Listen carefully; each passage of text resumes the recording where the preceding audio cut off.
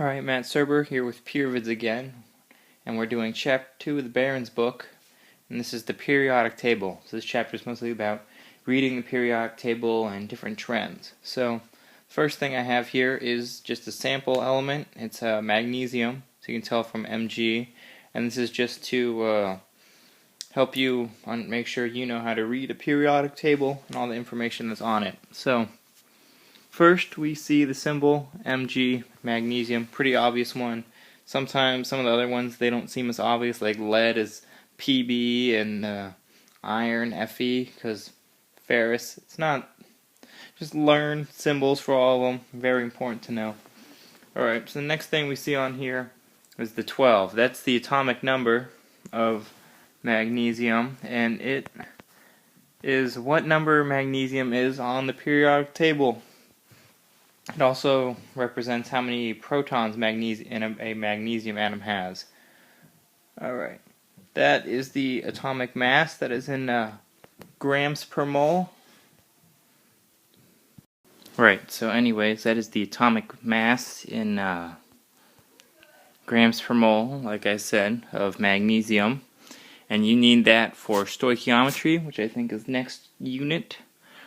You'll need that for a lot of stuff, so make sure you understand atomic mass. Alright, the last thing we see on here is this 2+. This means that magnesium tends to lose 2 electrons when it forms an ion. So you'll see it's the easiest way for magnesium to get to its most stable state is for it to lose two electrons. So it's an important number when you start learning about ionic bonds later, but for now we'll just leave it as that's how magnesium tends to lose electrons. Alright, so here I'm showing you another way that you will see elements written. This is calcium, is the one I used for the example. It's the one they have in the book, but I filled in numbers where they had some blank spaces. So, as you can see from the top, there's a couple numbers in here. Well, yeah, not from the top, but they're just a couple numbers. So that's a 40 on top, just so you can read my not so good handwriting. But anyways, so the number on top is the total mass of the atom. So the 40 is the total mass. So the 20 is the atomic number of the atom, which is calcium. It always goes on the bottom right there. And so this 20 shows that there's 20 protons in the calcium. Well, if it has a total mass of 40 and 1 proton equals about 1 neutron in mass, then how do you find how many, what's the rest of the mass going to be? Well, electrons are negligible. So what you do is you can subtract the top number from the bottom number, and then you get, there's also 20 neutrons in this calcium atom. And so finally, top right, again, charge. You saw this with the magnesium. This currently has the charge of 2+. That means that it's also missing 2 electrons. So if you were to draw this, you'd have a nucleus with 20p and 20n, and then you'd have 18 electrons, and so that'd be 2, and then that's 8, and then that's another 8. So that's what your calcium would look like. Really fast, another way to find out how many electrons, you can do the number of protons, so that number minus the charge. So that's just a little trick. Alright, so in this slide I'm going to explain some stuff, some terminology. So an atom, when it gains or loses electrons, it gets a charge. It also is referred to as an ion because it's not the standard element. So a hydrogen ion might just be a proton having lost its electron, so it'd just be 1 proton. You could call that an H+ ion. Alright, well, when an atom has a unusual amount of neutrons, it's an isotope. So if you have a 1 proton and a 1 neutron surrounded by an E, that's going to be a hydrogen isotope, because it usually only has a proton and no neutrons. So, yeah, alright. And why can't atoms gain and lose protons? Because that would make it a different kind of element. Alright, well, now we look at this average atomic mass. That's going to help us when we try to find out abundance, like what percentage of, or how much of each isotope occurs naturally. So if I told you there's only 2 isotopes of hydrogen, there's a proton with an electron circling it, and then there's a proton and a neutron with an electron circling it. Well, you know the mass of the proton one will just be 1. So you get 1x plus, it's a lot like mixture problems that you probably did in like Algebra 2. So you should have no trouble with this. And then mass of a proton and a neutron is going to be 2, because a proton is roughly the same as a neutron in weight. So then you get plus 2, 1 minus x. Then all you have to do is solve for x, because that equals 1.01. So x is going to be really close to 1, because 1.01 is also really close to 1, which makes the naturally like way more occurring atom or isotope to just be hydrogen with no neutrons in it. Alright, by now you guys should know what the periodic table looks like. This is my rough sketch of the periodic table, so I can demonstrate some of the things that happen. So the big one we're going to look at is the columns on this slide. So as elements go down the column, they share a lot of properties with the elements in their same column. So lithium and sodium are going to be similar. Lithium, sodium, potassium, rubidium, cesium, francium.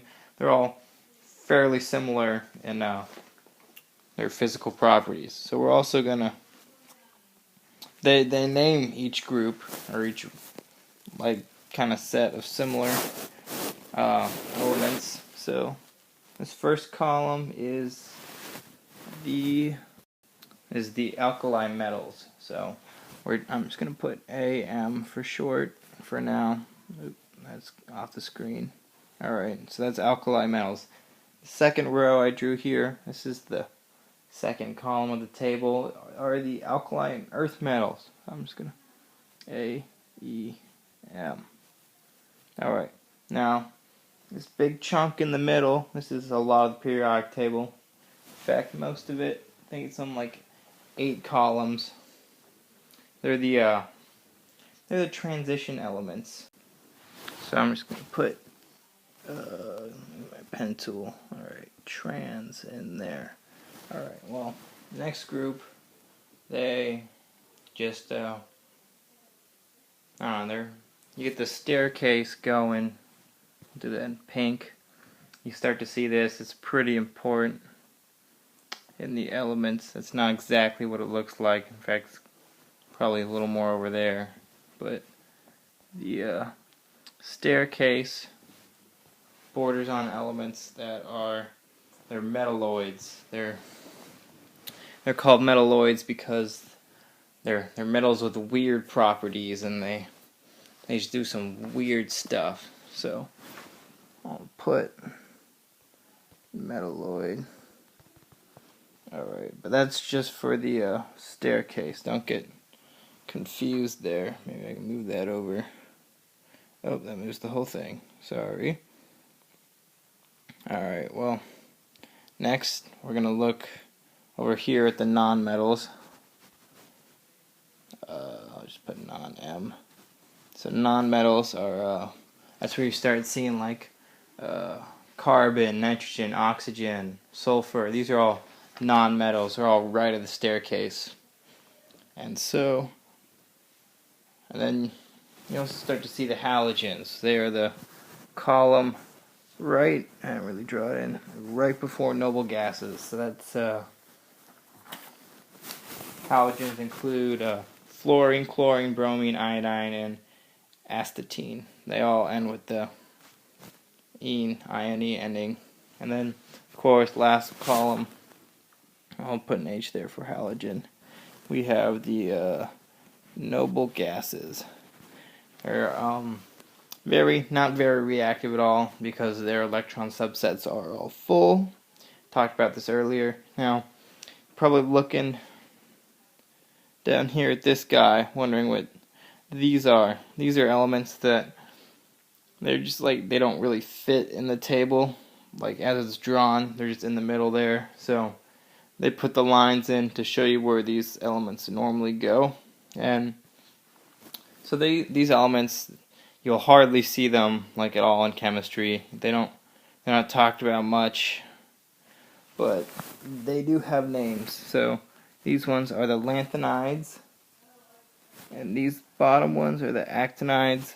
It's named after like the first two that are here. I think it's lanthanum and actinium. They're just not that important, but they are there. So the table kind of messy at this point, but that's what it is. Alright, here is another rough sketch of elements. So I'm going to do some stuff in yellow this time, show you some trends. So, big one, I'll just put electronegativity. I know it's hard to read. I don't have a stylus yet, so I'm sorry. I'm doing my fingers here. Alright, so electronegativity is, you might or might not know what it is at this point, but it affects bonds and how well things bond, and also where like polarity. Polarity is really the big thing that comes out of it, is a polarity of molecules. So electronegativity, I don't know if you know about it or not, but the rule is that it increases across. So as you go across the table, it gets bigger. So for example, electronegativity of lithium over here is 1, but in the same row, fluorine is 4 over there. Well, interesting about electronegativity is that down the periodic table, it decreases. So like I said, lithium had an electronegativity of 1. Well, francium down there has a 0.7. That will make you 1, and you will be 4. Alright, so those are the main ones for electronegativity. Now we're going to look at, they call it ZEF, Z-E-F-F. The EFF is in a subscript under the Z. It's really just a nuclear, like how big the nucleus is, atomic radius, how big the atomic radius is, and that has to do with the effective nuclear charge. So we're going to go across the table, it decreases. It's the opposite of electronegativity. This is because you add more and more protons to the atom, but there's the same amount of electron levels. You're not adding more layers, just more electrons. And as there are more protons added, the electrons become more attracted to the center, which decreases the radii. I should not have put that as ZEF. I'm sorry, as radii.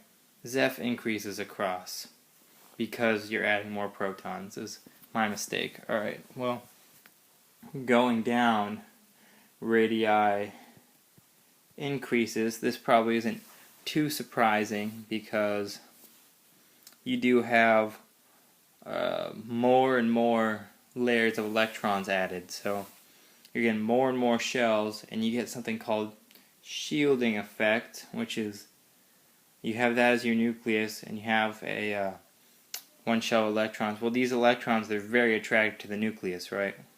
Well, that's what the effective nuclear charge, the ZEF, has to do with the radius. Well, what if you had another layer? Well, this layer is attracted to the nucleus, but it's also repelled by the electrons.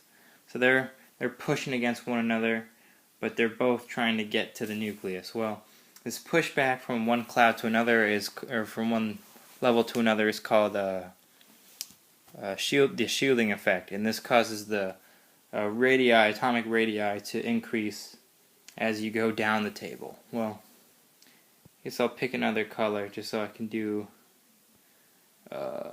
Zeph and feel a little better. I messed that up earlier. And so that is the Zeph again is the effective nuclear charge, which is pretty much the attraction between the protons and the electrons. That Zeph is going to increase across because you get more and more electrons in the same level, and you get more and more protons. So there's not new levels to make more shielding effect, so it tracks. And it actually also increases on the way down because you have more and more protons, just increasing all around. So that's Zeph, atomic radii, and electronegativity trends. Important stuff. Alright, well, this is the last one we're doing for this chapter, the last trend. I just want a new table. The last one's getting full. And this one is kind of probably going to be another table filler. This is a ionic, not charge. It's ionic radii, sorry, force of habit. Oop, rid of that. Alright, atomic radii trends. So, atomic radii, they're going to increase across within they're going to decrease that way. So, let me draw my lines first. It's going to confuse me. Alright, well, here, sorry, the lines probably all appeared at once on here. I had to pause and think about it for a second. So this is, as you can see, a lot of increasing across the table. But this is very weird because it only happens in its own groups. So this is because of the effective nuclear charge against Zeph. This is that guy. So if we look at a lithium atom, and it has, how many protons? It has 3. And how many subshells? It has 2. It's in the second layer. Well, if it loses an electron, it only had 1 in that layer, right? So now that layer is gone. Well, the great thing about that layer being gone is that makes the radii really smaller, because now there's no shielding effect making this second layer that was here. None of that's bouncing around anymore. It's all just pulled into this nucleus, all the electrons. So it makes lithium smaller. Well, what about its neighbor, beryllium? Beryllium has 4 protons in there. Well, it had the same layer there.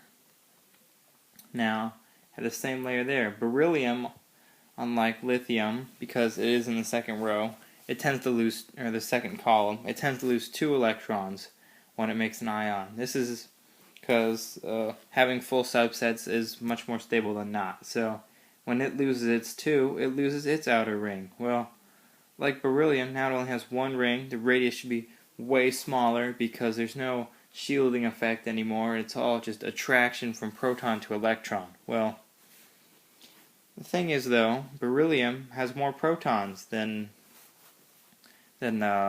lithium does. If you look back at our last slide with the effective nuclear charge, you see that it increases across. It's because now beryllium has more protons. The electrons are even more attracted into the center, which makes the radii of the beryllium smaller than the radii of the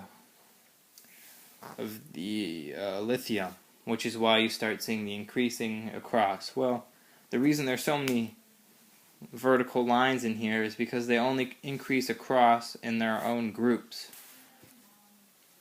Because, let's say over here on the right, we have neon, because it's in the same row, or not neon, fluorine. It's in the same row. Well, fluorine, unlike beryllium and we'll do lithium, beryllium. Lithium's Li, beryllium's B. Alright. Fluorine I'll do you in blue. Fluorine has the middle it has 9. But it's got the first shell like beryllium and lithium. But because it has its atomic number 9, it has 7 valence electrons in its second shell. Fluorine doesn't lose electrons. It'd have to lose 7 to get to a stable number. That's a lot of energy. Instead, fluorine tends to gain 1 electron. So now its outer subshell is full. Well, that makes fluorine have 2 full layers. So even though it has a higher effective nuclear charge than beryllium and lithium, fluorine now has a much higher radius than, or a much larger radius than beryllium or lithium, because it has 2 shells, and you start seeing the shielding effect just pushing these levels apart. So that's why they only increase across in their same levels, because fluorine's over here. You'd think it looks like it increases across the whole way. It only increases across in a specific level. So fluorine has a bigger radius than oxygen, which is the one next to it. And that's because oxygen has less protons. So it has the same number of electrons as fluorine 1 minus will. Oxygen 2 minus will have that the same level. But it has less protons in it. So it has a smaller nuclear charge, less attraction to the electrons, therefore bigger radius. So the radii is increasing across this way, but only so far as the individual columns on the group go. So it's a little weird to understand, kind of tricky, but once you get it, you really get it, and it'll stick with you. Once you understand the chemistry behind it, the physics, it just becomes common sense, really. You can just think your way through it. So, I guess just work up on that. Maybe take the practice test in the Barron's book if you have it. Test your understanding, but not too bad.